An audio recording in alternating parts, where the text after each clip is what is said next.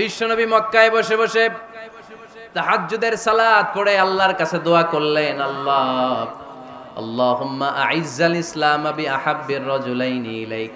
ও আল্লাহ, দুইজন লোকের নাম বলবো, দুইজনের দরকার নেই, এই দুইজনের একজনকে আপনি ইসলামের সুশীতল ছায়া তলে এনে ইসলামকে বিজয় দান করে দেন। মুহূর্তের মধ্যে দোয়াটা কবুল করে নিয়েছে কে? বিশ্বনবী বললেন, আল্লাহ, দুইজনের নাম বলবো আজকের দোয়ায়। আবি জাহাল ইবনে হিশাম, হয়তো হিশামের বেটা আবু জাহেলকে আপনি ইসলামের ভিতরে নিয়ে আসেন, কিংবা ওমর ইবনুল খাত্তাব, খাত্তাবের বেটা ওমরকে আপনি ইসলামের ছায়া তলে নিয়ে আসেন। ওমরে ফারুকের জন্য দোয়াটা কবুল করে নিয়েছে কে? মক্কার যে অবস্থা, আল্লাহর হাবিব সাল্লাল্লাহু আলাইহি ওয়াসাল্লাম বুঝলেন মক্কার এই দুইজনের একজন যদি আমার সাথে না থাকে তাহলে মক্কায় দাওয়াতি কাজ চালিয়ে যাওয়া যাবে। আল্লাহরে বললেন, আল্লাহ, বেশি চাই না, এই দুইজনের একজন, হয় আবু জাহেল নয় ওমর, হয় আবু জাহেল নয় ওমর। বিশ্বনবী যখন দোয়া করলেন, এই দোয়ার একটা ইমানি ধাক্কা, নুরানি ধাক্কা সাইয়েদনা ওমর ফারুকের হৃদয়কে স্পর্শ করে ফেলল। দোয়া ইজ লাইক এ মিসাইল। এই যে আমরা দোয়া করি, এটা মিসাইলের মতো। যুদ্ধে মিসাইল হামলা করে না? মিসাইল হামলা করার পরে এই মিসাইল লক্ষ্য বস্তুতে যে ভেদ করে, ঠিক কিনা?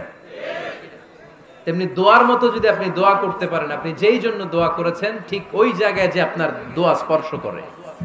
সুবহানাল্লাহ পড়বেন না? বিশ্বনবীর দোয়ার মাধ্যমে প্রথমে সাইয়েদনা ওমর ফারুকের হৃদয়ে এক ধাক্কা লাগলো।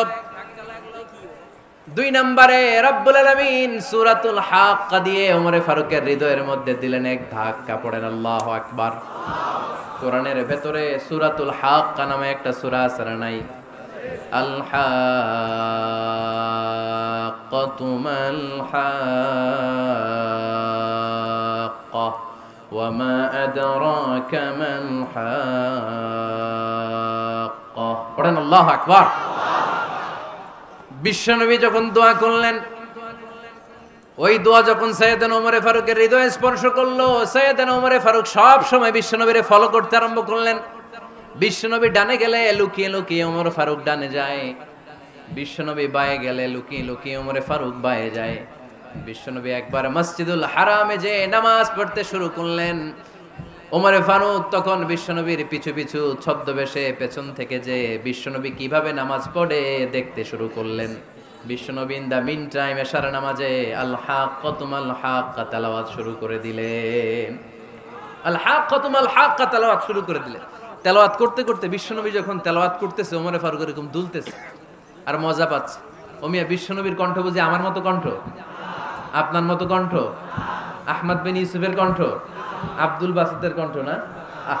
বিশ্বনবীর গলায় যে কি সুরের ঝংকার আল্লাহ দিয়েছেন, কি সুরের লহরী আল্লাহ দিয়েছেন, একবার যে শুনতো পাগল হয়ে যেত।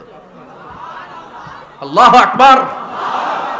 বিশ্বনবী সূরা হাক্কা মন্ত্রমুগ্ধ তেলাওয়াতে, মন্ত্রমুগ্ধ সুর দিয়ে, মন্ত্রমুগ্ধ কণ্ঠ দিয়ে তেলাওয়াত করতে লাগলেন। এশার সালাতে ওমর ফারুক দুলতে লাগলেন। ওমর ফারুক যত শুনেন অবাক হয়ে যায়, যত শুনেন অবাক হয়ে যায়, যতই শুনে অবাক। কিরে? কারণ তিনি আরবি ভাষা বুঝতেন। এত সুন্দর শব্দের গাঁথনি, এত প্রাঞ্জল বর্ণনা, এত সুন্দর অন্তমিল, এটা কবিতা না হয়ে পারে না। উনি মনে মনে ভাবলেন, এটা মনে হয় কবিতা। It might be poem, it could be poem. Muhammad মনে হয় কবি হয়ে গেছে, তার কাব্য প্রতিভা দিয়ে সে এটা বানিয়েছে। তা না হলে এত সুন্দর কথা, এটা কবিতা না হয়ে পারে। ইন দ্য মিন টাইম বিশ্বনবী কিন্তু দেখতেছে না যে পেছনে ওমর। বিশ্বনবী তেলাওয়াত করছিলেন, ইন দ্য মিন টাইম বিশ্বনবী পড়ছিলেন, ওমা হুয়া বিকাউলি শাইরিন কলিলাম মা তুমিনুন। এই আয়াতের অর্থ হলো, এটা কোনো কবির কথা নয়, খুব অল্প সংখ্যক লোকই তোমরা ঈমান আনো। সুবহানাল্লাহ পড়ে। এটাকে বলে কোইন্সিডেন্ট। কোইন্সিডেন্ট, হুট করে অনেক সময় মিলে যায়। যায় কি যায় না? আপনি একজনের কথা ভাবতেছেন ভাবতেছেন, বাজারে গেলেন, বাজারে যেই দেখেন ওই লোকটা দাঁড়ায় আছে, এরকম হয় কি হয় না? কোইন্সিডেন্ট। ওমর ফারুক মনে মনে যেটা ভাবতেছে ওই কথা দিয়ে বিশ্বনবী তেলাওয়াত করতেছে। আল্লাহু আকবার। বিশ্বনবী যে আয়াত তেলাওয়াত করছিলেন, আয়াতের অর্থ হলো, এটা কোনো কবির বানানো কবিতা না, খুব অল্প সংখ্যক লোকই তোমরা ঈমান আনো। ওমর ফারুক আটকে উঠলেন, থমকে দাঁড়ালেন। ঘটনা কি? আমি মনে মনে ভাবলাম, কি রে, এত সুন্দর কথা, এটা তো মানুষের কথা হতে পারে না, এটা নিশ্চয়ই কবিতা, কবির কথা। কিন্তু মুহাম্মদ এখন আবার পড়তেছে, ওমা হুয়া বিকাউলি